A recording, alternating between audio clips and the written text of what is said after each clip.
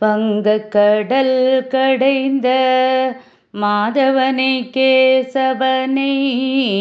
திங்கள் திருமுகத்து செய்ழையார் சென்றிரஞ்சி அங்கப்பறை கொண்ட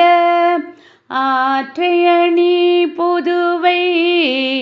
பைங்கமலத்தண் தெரியல்